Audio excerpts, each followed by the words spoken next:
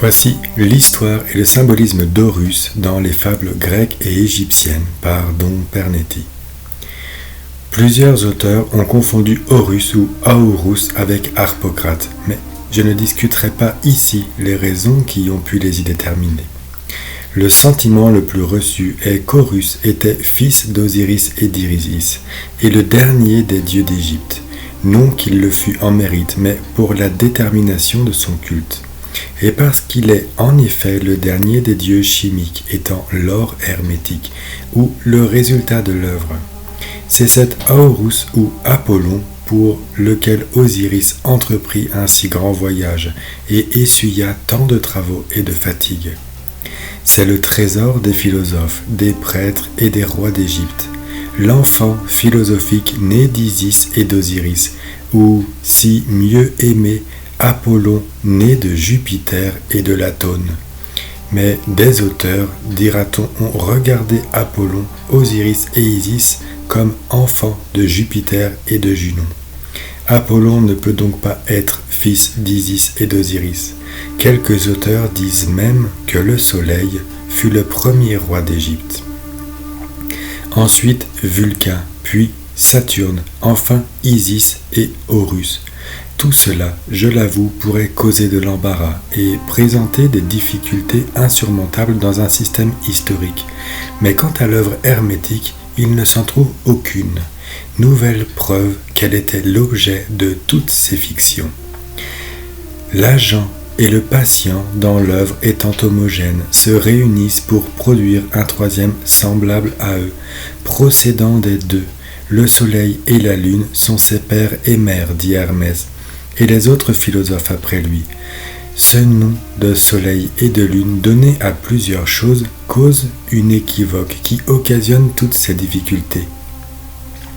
C'est de cette source que sont sorties toutes les qualités de père, de mère, de fils, fille, aïeul, frère, sœur, oncle, époux et épouse, et tant d'autres noms semblables qui servent à expliquer les prétendus incestes et les adultères si souvent répétés dans les fables anciennes. Il faudrait être philosophe hermétique ou prêtre d'Égypte pour développer tout cela, mais Harpocrate recommande le secret, et l'on ne doit pas espérer qu'il soit violé, au moins clairement. Ce qu'on peut conclure de la bonne foi et de l'ingénierie plutôt que de l'indiscrétion des quelques adeptes est que la matière de l'œuvre est le principe radical de tout, mais qu'elle est en particulier le principe actif et formel de l'or. C'est pourquoi elle devient or philosophique par les opérations de l'œuvre imitée de celle de la nature. Cette matière se forme dans les entrailles de la terre et y est portée par l'eau des pluies animée de l'esprit universel, répandu dans l'air, et cet esprit tire sa fécondité des influences du soleil et de la lune, qui par ce moyen deviennent le père et la mère de cette matière. La terre est la matrice où cette semence est déposée, et se trouve par là sa nourrice. L'or qui s'en forme est le soleil terrestre. Cette matière où le sujet de l'œuvre est composé de deux substances, l'une fixe et l'autre volatile, la première ignée et active, la seconde humide et passive, auxquelles on a donné les noms de ciel et terre, Saturne et Ré, Osiris et Isis, Jupiter et Junon, et le principe igné ou feu de nature qui est renfermé a été nommé Vulcain, Prométhée, Vesta, entre autres.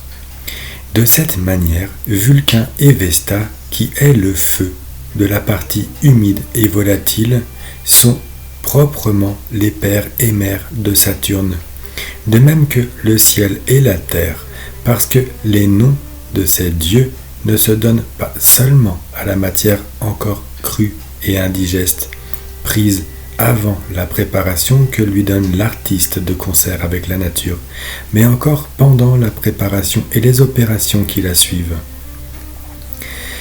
Toutes les fois que cette matière devient noire, elle est le Saturne philosophique, fils de Vulcain et de Vesta, qui sont eux-mêmes enfants du soleil, par les raisons que nous avons dites. Quand la matière devient grise après le noir, c'est Jupiter, Devient-elle blanche, c'est la lune Isis, Diane. Et lorsqu'elle est parvenue au rouge, c'est Apollon, Phébus, le soleil, Osiris, Jupiter, et donc fils de Saturne, Isis et Osiris, fils de Jupiter. Mais comme la couleur grise n'est pas une des principales de l'œuvre, la plupart des philosophes n'en font pas mention, et passant tout d'un coup de la noire à la blanche, Isis et Osiris sont rapprochés de Saturne et deviennent naturellement ses enfants premiers-nés, conformément aux inscriptions que nous avons rapportées.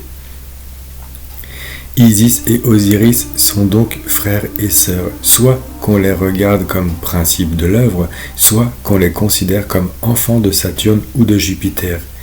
Isis se trouve même mère d'Osiris, puisque la couleur rouge naît de la blanche. Mais dira-t-on comment sont-ils époux et épouses ? Si on fait attention à tout ce que nous avons dit, on verra qu'ils le sont tous sous le point de vue où l'on peut les considérer. Mais ils le sont plus ouvertement dans la production du soleil philosophique appelé Horus, Apollon, où souffre des sages, puisqu'il est formé de ces deux substances fixes et volatiles réunies en un tout fixe et nommé Horus. Lorsqu'on fait abstraction de la préparation ou première opération de l'œuvre, ce qui est assez d'usage parmi les philosophes qui ne commencent leur traité de l'art sacerdotal ou hermétique qu'à la seconde opération. Comme l'or philosophique est déjà fait et qu'il faut l'employer pour base du second œuvre, alors le soleil se trouve premier roi d'Égypte.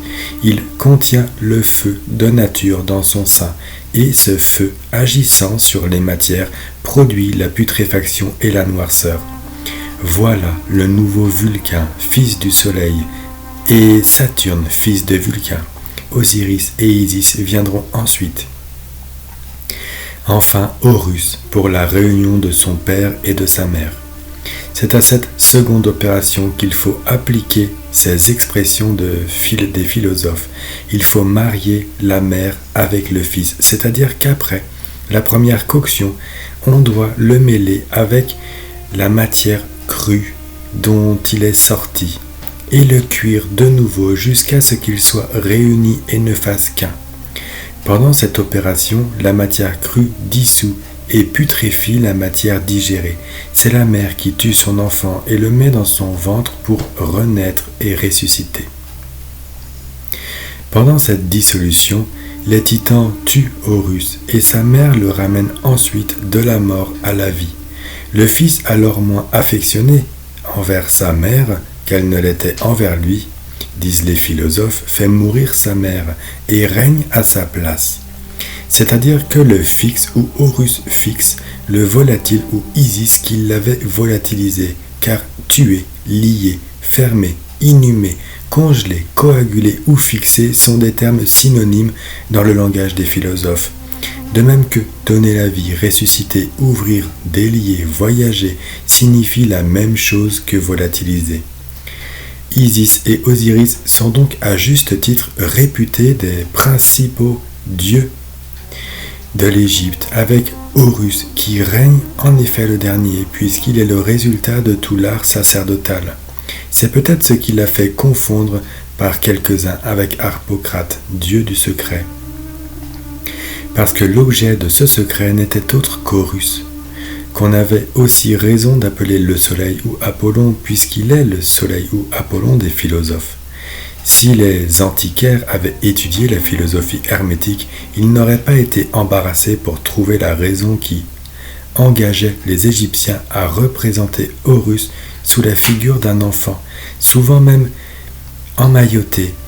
Il y aurait appris qu'Horus est l'enfant philosophique né d'Isis et d'Osiris, ou de la femme blanche et de l'homme rouge.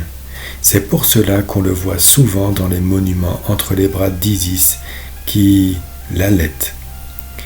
Ces explications serviront de flambeau aux mythologues pour pénétrer dans l'obscurité des fables qui font mention d'adultère, d'inceste du père avec sa fille, tel que celui du Sinir avec Mira, du fils avec sa mère, tel qu'on le rapporte d'Œdipe, du frère avec la sœur. comme celui de Jupiter et Junon, entre autres. Les parricides, matricides, etc. ne seront plus que des allégories intelligibles et dévoilées, et non des actions qui font horreur à l'humanité et qui n'auraient point dû trouver place dans l'histoire. Les amateurs de la philosophie hermétique y trouvent comment il faut entendre les textes suivant les adeptes. Faites les noces, dit Gébert, mettez l'époux avec l'épouse au lit nuptial, répandez sur eux une rosée céleste, l'épouse concevra un fils qu'elle allaitera. Quand il sera devenu grand, il vaincra ses ennemis et sera couronné d'un diadème rouge.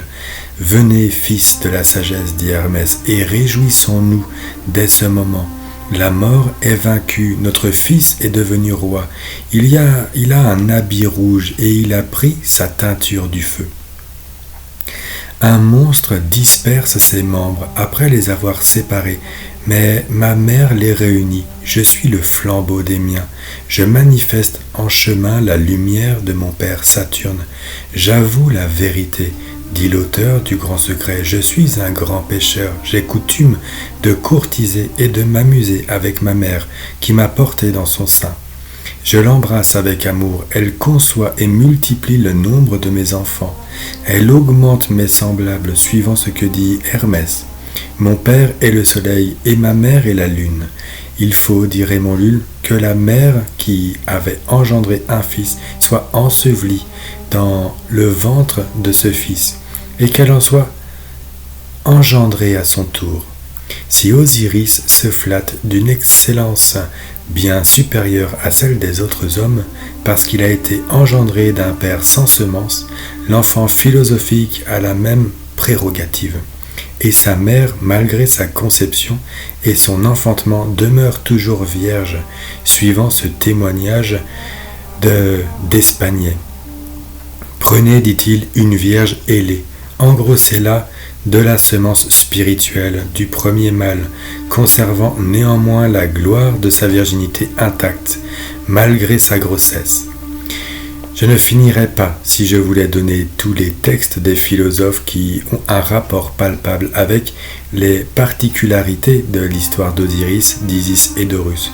Ceux-ci suffiront à ceux qui voudront se donner la peine de les comparer et d'en faire l'application. Si cet audio vous a plu, n'hésitez pas à mettre un j'aime qui aidera à sa diffusion. À bientôt.